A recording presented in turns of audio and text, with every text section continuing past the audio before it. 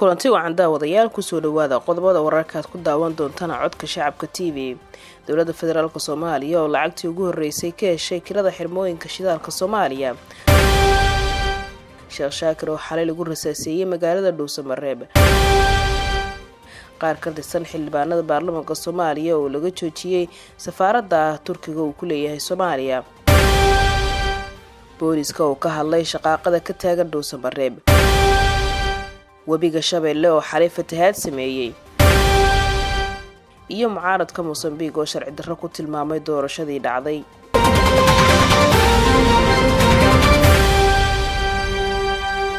shirkadaha Shell iyo ExxonMobil oo ku leh Soomaaliya xirmooyin shidaal ayaa 30 sano kadib bilaabay bixinta kirada xirmooyinkaasi sida ay shaaca ka qaday xukuumadda Soomaaliya. wasiir ku-xigeenka wasaaradda batroolka Soomaaliya Maxamed Cabdulqaadir Hilaal ayaa sheegay in shirkadahan ay bixiyeen lacag dhan 1.7 milyan oo dollar. waxa uu sheegay in lacagtan hadda dowladda dhexe ee Soomaaliya ay gacanta ku hayso isla markaana shirkadahaasi ay diyaar u yihiin inay dib u soo celiyaan kaalintoodii shidaalka ee Soomaaliya. maamulka lacagtan waxaa habraac u ah heshiiskii kheyraad wadaaga ahaa ee dowladda Federaalka Soomaaliya iyo dowladaha xubnaha ka ah dowladda Federaalka ku kala saxiixdeen magaalada Baydhabo sanadkii tagay, ayuu yiri Hilaal. waa markii ugu horeysay muddo 30 sano kadib ay shirkadahan bixiyaan ijaar ama kiro sida lagu sheegay qoraal wasiir ku-xigeenku soo dhigay boggiisa xiriirka bulshada. Hilaal ma uusan soo bandhigin cadadka guud ee kirada lagu leeyahay shirkadda inta baaqiga ku ah marka laga jaro qadarka ay haatan bixiyeen iyo halka ay ku dhacayso lacagtaasi. ciidamo ka tirsan kuwa dowladda Federaalka ee Soomaaliya ee ku sugan magaalada Dhuusamareeb ayaa xalay rasaaseeyay madaxa xukuumadda Galmudug Sheekh Maxamed Shaakir Cali Xasan. Sheekh Shaakir ayaa xilligan rasaaseeyay ku sugnaa afaafka hore ee madaxtooyada Galmudug ee Inji oo haatan uu ku shaqeeyo. xarunta Inji ayaa waxaa degan hoggaanka sare ee Ahlusunna, qaar ka mid ah saraakiisha Ahlusunna, guddiga doorashada Galmudug ee uu magacaabay Sheekh Shaakir iyo xubno kale oo siyaasad ahaan taabacsan Ahlusunna. Sheekh Shaakir ayaa xilligan la rasaaseynayay waxa uu taagnaa goob banaanka ka ah xarunta uu ku shaqeeyo ee Inji, halkaas oo uu ka socday dhismaha difaaca ay galeen ciidamada ilaalinta ee xarunta uu degan yahay ee Inji. ilaa iyo hadda lama oga khasaaraha ka dhashay rasaastaasi ay xalay ciidamada dowladdu ku fureen madaxa xukuumadda Galmudug. weli ma jiro labada dhinacba cid ka hadashay, waxaana heegan la geliyay dhammaan ciidamada ka amar qaata hoggaanka Ahlusunna kuwaas oo ku kala sugan magaalooyinka dhowrka ah ee ka tirsan gobolka Galgaduud. waxaana xalay kacsaneyd xaaladda magaalada Dhuusamareeb iyadoo Ahlusunna ay ciidamo ku daabuleen xarumaha Inji iyo dowladda hoose ee magaaladaasi Dhuusamareeb. xogo la helay ayaa xaqiijinaya in safaaradda Turkiga ee magaalada Muqdisho laga joojiyay xildhibaano ka tirsan labada gole ee baarlamaanka Soomaaliya iyo sidoo kale wasiiro ka tirsan xukuumadda Soomaaliya, iyadoo la marsiiyay madaxtooyada Soomaaliya iyo xafiiska ra'iisul wasaaraha Soomaaliya amar ay soo saareen. warbixintan aan helnay ayaa sheegaya in safiirka Turkiga uu warqad cabasho ah uu u qoray gudoomiyeyaasha labada gole ee baarlamaanka Soomaaliya, ra'iisul wasaaraha Soomaaliya iyo madaxweynaha Soomaaliya Maxamed Cabdullaahi Farmaajo.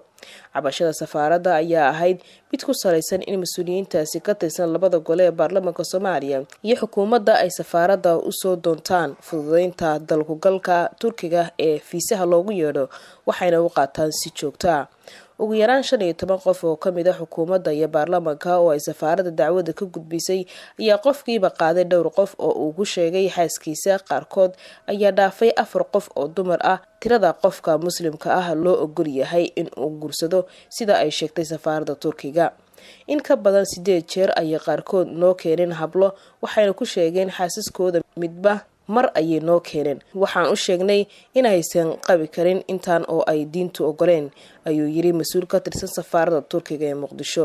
mid ka mid ah markaan weydiino magaca qofkii ugu horeeyay ama labaad oo dhameystira ma yaqaano. waxaa badan haween ay saaxiibo leeyihiin xataa ma ahan qaraabadooda, ayuu yiri mas'uulkan xogtan ka soo xiganay. arrintan ayaa sababtay in gudaha safaaradda Turkiga ee Muqdisho laga joojiyo ka bixinta fiisaha Turkiga, waxaana qandaraaska fiisaha la siiyay shirkad gaar ah iyada oo laga raray gudaha safaaradda Turkiga maadaama aan safaaradda laga joojin karin xildhibaanada iyo mas'uuliyiin kale ee u socda safiirka Turkiga ee Muqdisho.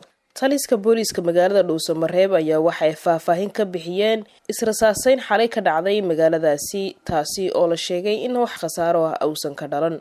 Israsaaseynta xalay ka dhacday Dhuusamareeb ayaa timid kadib markii ciidamo ka tirsan dowladda ay rasaas ku fureen guri uu ku sugnaa madaxa xukuumadda Galmudug Maxamed Shaakir Cali Xasan.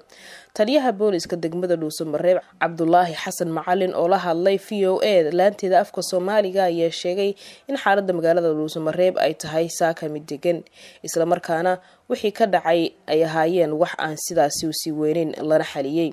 Waxa uu hadalkiisa intaasi ku daray inaysan jirin ciidamo gooni ah oo la wareegay xukuumadda gaar ahaan magaalada Dhuusamareeb, balse sugidda amniga guud ee magaalada Dhuusamareeb ay u xilsaaran yihiin hay'adaha amniga dowladda federaalka Soomaaliya ee mas'uulka ka ah. Si kastaba madaxa xukuumadda maamulka Galmudug weli kama hadlin rasaasta xalay la sheegay in ciidamo ka tirsan kuwa dowladda Soomaaliya ay ku fureen hoyga uu ka degan yahay magaalada Dhuusamareeb ee xarunta Inji. Wararka ka imanaya magaalada Beledweyne ayaa sheegaya in webiga Shabeelle fatahaad ka sameeyay xaafado ka tirsan magaaladaasi. Webiga ayaa waxa uu ku fatahay suuqa ugu weyn khudaarta ee magaalada Beledweyne, xaafadda Buundada gaar ahaan laanta filtare iyo qaybo kale oo muhiim ah. Wararka ayaa intaasi waxay ku darayaan in dadkii deganaa goobaha uu ku fatahay webigu ay xalay ka barakaceen iyadoo weli cabsi xoogan ay ka taagan tahay gudaha magaalada Beledweyne ee gobolka Hiiraan.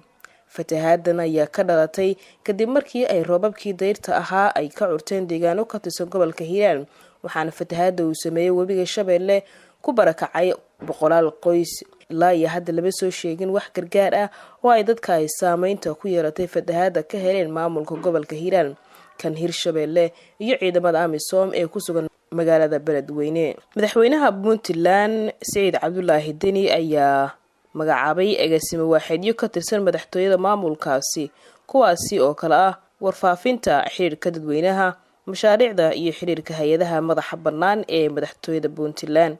Waxaana warqad ka soo baxday xafiiska madaxweynaha ay u qornayd sida tan: madaxweynaha maamulka Puntland markuu arkay dastuurka Puntland, markuu arkay aqoontooda, kartidooda iyo khibradooda, wuxuu xeeriyay 1. waxaa Jaamac Yuusuf Jaamac Dibraani loo magacaabay afhayeenka ahna agaasimaha waaxda warfaafinta madaxtooyada Puntland. 2. waxaa Liibaan Jaamac Maxamed loo magacaabay agaasimaha waaxda xiriirka dadweynaha iyo ee madaxtooyada Puntland. 3. waxaa Abshir Cali Qood loo magacaabay agaasimaha waaxda mashaariicda madaxtooyada Puntland. iyo 4. Cabdiraxmaan Cali Seed loo magacaabay agaasimaha xiriirka hay'adaha madaxa bannaan ee madaxtooyada Puntland. xeelkan waxa uu dhaqan galayaa marka uu madaxweynuhu saxiixo, ugu dambeynna waa uu saxiixay. Ugu dambeyntiina mucaaradka Mozambique ayaa shaaca ka qaaday in natiijada doorashada guud ee dalkaasi aan loo marin si waafaqsan sharciga. Xisbiyada mucaaradka ayaa sheegay in doorashada lagu shubtay kadib guushii uu gaaray xisbiga haya talada ee Frelimo. dhanka kale doorashada gobolada oo ay ka mid yihiin magaalooyinka mucaaradka ayaa waxa hantay xisbiga haya talada sida uu ku dhawaaqay guddiga doorashada. Shacabka Mozambique ayaa walaac xoogan ka muujiyay natiijada doorashada, waxaana ay sheegeen in ay tahay mid aan la aamini karin. guud ahaan warkaad kala socoteen codka shacabka TV waa naga intaas, nabadgelyo.